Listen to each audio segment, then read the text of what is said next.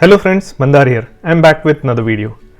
Today we are going to talk about some of the things that have happened in the last visa bulletin and the effect of that, because I got a lot of questions regarding the EB2 date progression in the filing date chart, whether or not to upgrade or not at this point of time.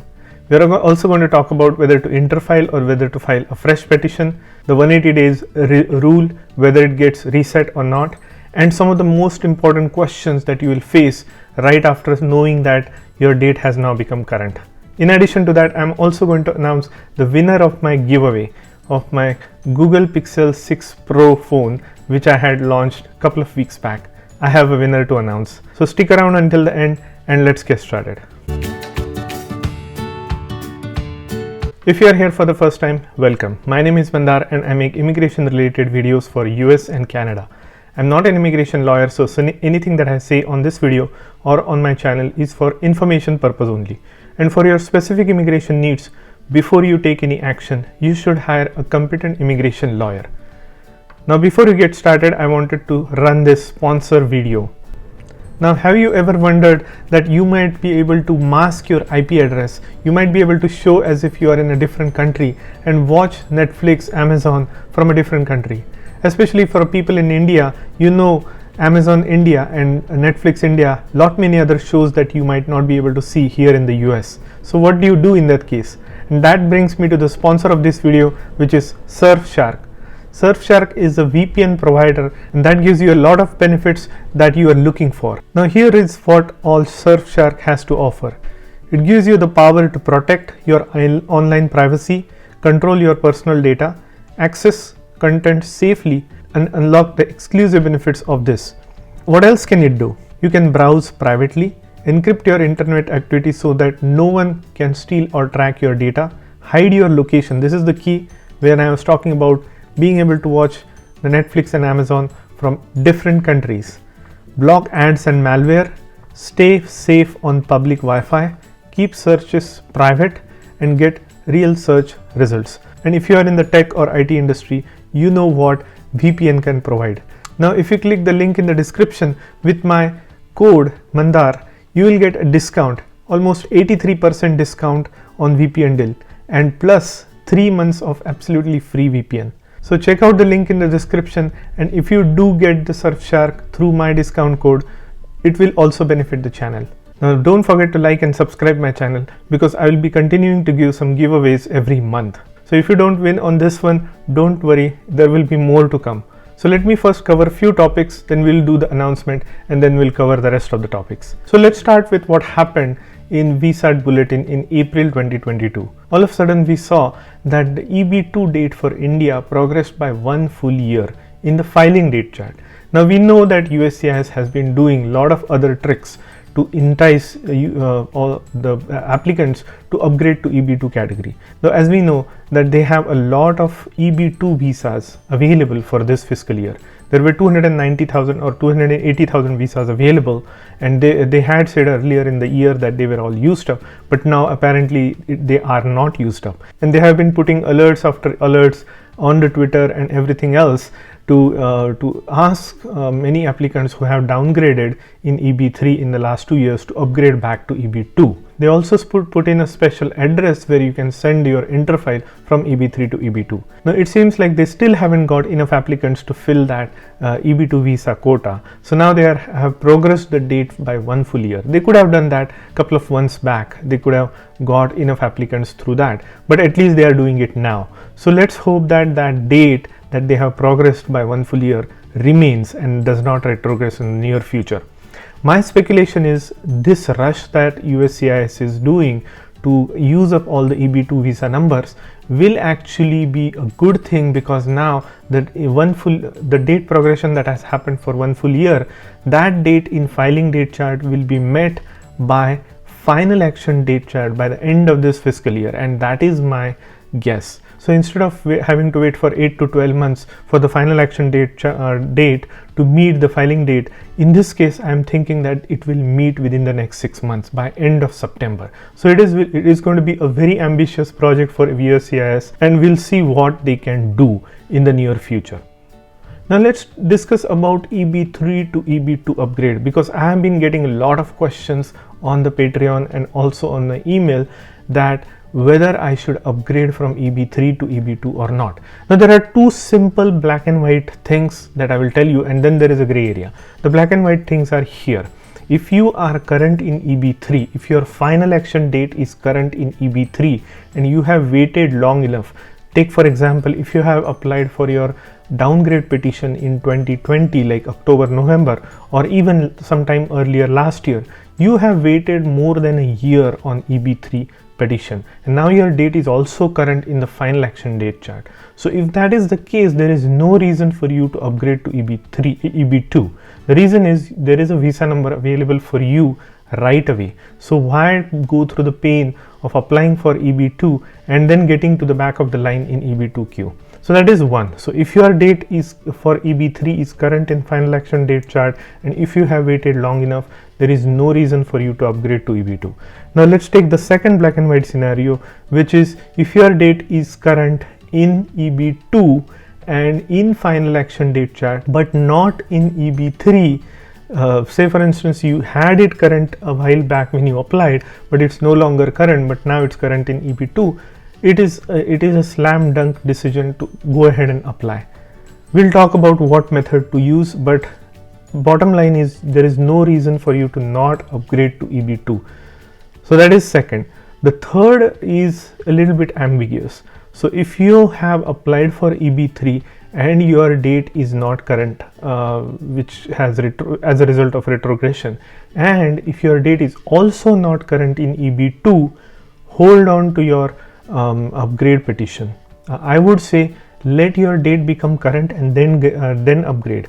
So USCIS has clearly said that if in order to interfile from EB3 to EB2, your date should be current in EB2, and for me that date is final action date chart, not just the filing date chart. But on the other side, if your filing date chart date is current, you could also upgrade. But remember that there is no visa number available for you right away. So that is why I'm saying if your final action date chart date is current in the EB2 chart, then go ahead and apply for your upgrade. Now let's look at the second question, whether to upgrade through interfile or whether to upgrade with a fresh I-140 application or fresh 485 application. This is a very common question that many people are asking. Now remember, there are a couple of pros and cons of interfile versus fresh I-485 petition, and I'll tell you two consequential things that will allow you to make a decision.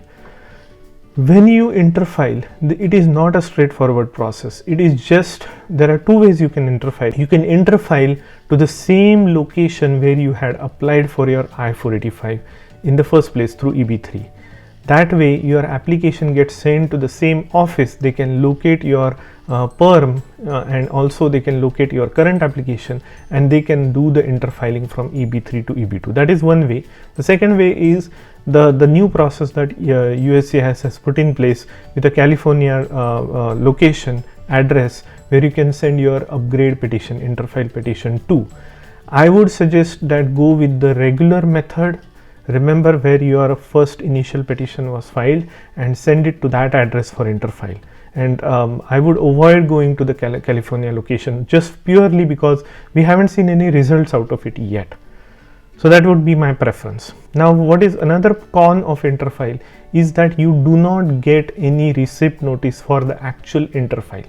If you do apply, if you do submit supplement J along with your interfile petition, then you get a receipt number for supplement J only and only. So you will be able to track that supplement J receipt and approval, but not whether your application has been upgraded or not. That interfile receipt number is not available, and that has always been the case. Okay, so that is one of the drawbacks of interfile. You just have to keep guessing and just hope that they have received it and go from there. Whereas if you apply for a fresh I-485 with a fresh EB2 I-140, you actually get a receipt notice for I-485. That way you can track your upgraded EB2 application for adjustment of status until it gets approved. So that is the advantage of applying with a fresh petition for I-485, even if you have an existing EB3 petition pending. there is no problem having two parallel EB2 and EB3 485s in the process. In that case, what USCIS will do is whichever application goes further in the queue, say for instance EB2 gets further along, gets assigned a visa number, and that gets adjudicated, and your EB3 application automatically gets denied because your EB2 is already processed. So that's the only thing. Now another advantage of I-485 petition, filing separate I-485 petition for EB2, is there is a good chance that this will go to the National Benefit Center, where it's actually they are processing the application faster than if you do the interfiling, because with interfiling you never know where it's going to go. Basically it might go to the California drop-off location, and then where it goes it's not known. But when you apply for a fresh I-485, you know that it's going to go to at least the service center that you send it to, or it is most likely to go to the National Benefit Center, where they are processing these applications much faster. Now there is a very common question people ask, that I have a 140 approval in EB2 in my previous employer, and while I was with them, instead of applying for EB2, I had downgraded my application to EB3 and filed for 485. Now I have changed the employer, I'm now with a new employer after AC21 job portability rule. So my 485 with EB3 is still in progress. Now with being with the new employer, can I use the old employer's EB2 I-140 petition to upgrade my petition to EB2? That is not possible. A new employer cannot use your old employer's I-140 petition for the purpose of your green card filing. The old petition of I-140 can only be used for the sole purpose of recapturing the priority date. That's all it can be used for, but it cannot be used by your new employer, because I-140 is actually company specific. So if you have a downgrade petition pending and you have changed the employer and if you want to upgrade, your new employer will have to file perm, EB2 perm, and get a 140 approved in EB2, and only then you will be able to upgrade through interfile or filing a fresh I-485. So I hope that point is clear as well. Now before we move forward, I'm going to do the announcement of the giveaway. So a couple of weeks back I had announced a giveaway for the Google Pixel 6 Pro phone. So this is the actual phone in my hand. I have also put in a cover on it, and it comes full in box and everything. So I'm going to repack it and send it to the winner. It was very painful to actually go through all the subscriptions and all the comments and likes. Getting a subscriber list from YouTube was extremely tedious, and I don't know any of you are YouTubers, but getting a full list of subscribers who have published their subscription is extremely difficult. I spent at least hours since yesterday to get that list. I hope there is a better way for me to do this next time, but it was really a painful process. So at the end of the day, there were 21,459 subscribers who had commented on my channel at some point, and who have subscribed to my channel openly. Now I have total of over 66,000 subscribers, but about 21,459 have published it. But I have also included all the people who have recently subscribed as well as recently commented, and also those subscribers who have subscribed with me anytime in the past. So this is a big list. So 21,459 people actually did comment and subscribe. So here's I use the Google random generator tool to actually find out who is the winner, and let's find out who is the winner. So actually I did this on Google. I put in the subscriber range, then I hit the button to get the random generated number, and here is the number. Now let's go look at who the number belongs to.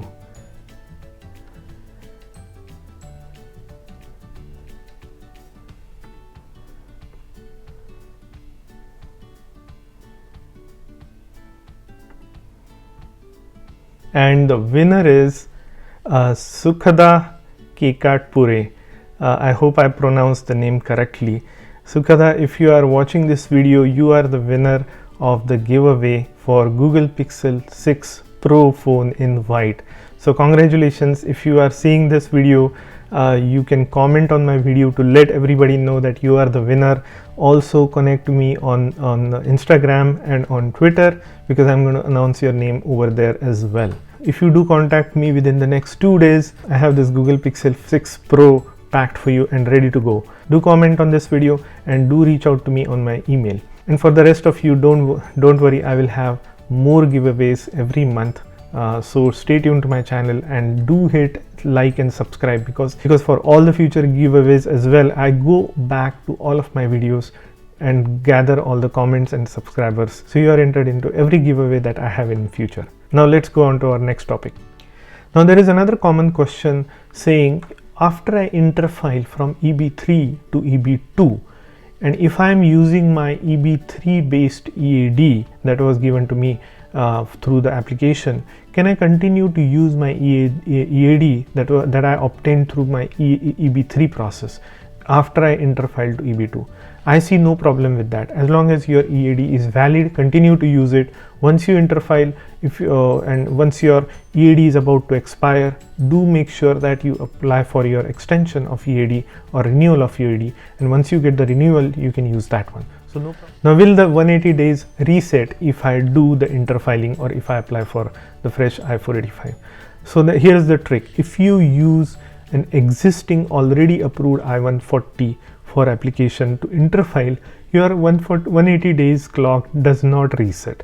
Now, it does not say anywhere on USCIS website. There is actually a specific place in USCIS where it does say that it resets, but there is a common understanding that if you are using an already approved I-140 for your interfile, then your 180 days might not reset. But if you are applying for a fresh I-140 in order to interfile, then your 180 day is going to reset. So once you interfile, you cannot change the job at least for 180 days without impacting your EB2 adjustment of status. So I hope that is clear as well. Now, lots of questions. When will 2015 2016 dates become current in EB2? I have no clue basically. So they have just extended the dates by 1 full year for EB2 India. These dates are going to be current in the final action chart by say September in the optimistic scenario, and then in October they might extend by another year to 2015. So the earliest you will see your EB2 priority date becoming coming current in 2015 is maybe by October or November of this year. That is the most optimistic scenario. Realistically, it could take another 2 to 3 years for 2015 or 2016 to become current for EB2. Another question was, when will the final action date reach? My speculation is EB2 final action date will meet filing dates chart by September. Now there is a lot of confusion still. USCIS is issuing green cards in some cases when the priority dates are not current. I have at least 2 to 3 examples where the applicants did not have their EB3 date current and they were in the EB3 petition, they were in the EB3 queue, and they still got their green cards. USCIS probably issued them the EB2 based allocated visa number. I don't know how that is. And in other case, the applicant's priority date was not current in either EB2 or EB3, and that applicant still got their green card. Now my advice, if you get such kind of a green card, is that you need to be cautious. You need to go reach out to USCIS through your lawyer and get it in writing that this green card is indeed valid, because if you don't do this now, it can come back and haunt you later on in the future. Now another question is, there was $1.5 trillion budget bill passed last week by the Congress, and were there any immigration provisions? The answer is, a lot of immigration provisions in that budget bill were dropped. The only thing that was of beneficial is USCIS got a huge chunk of money, actually $280 million allocated to reduce the backlog. So what USCIS will do with that within the next few months, I don't know, but maybe they will hire extra staff and that will be beneficial to reduce the backlog in EB category. Hopefully EB category, because there is a huge backlog in FB category as well. It's even more than EB category. So where those funds will be allocated, that is not known. So don't get too excited with this news. Just keep faith that USCIS is doing all the efforts to use all the visa numbers. I have also made a speculation video about how many green cards might be wasted this year. You might want to check it out on my channel as well. So that's all really I wanted to talk about in this particular video. If you like the content of this video and if you got value, please hit the like button and consider subscribing to my channel, and I'll see you in the next one.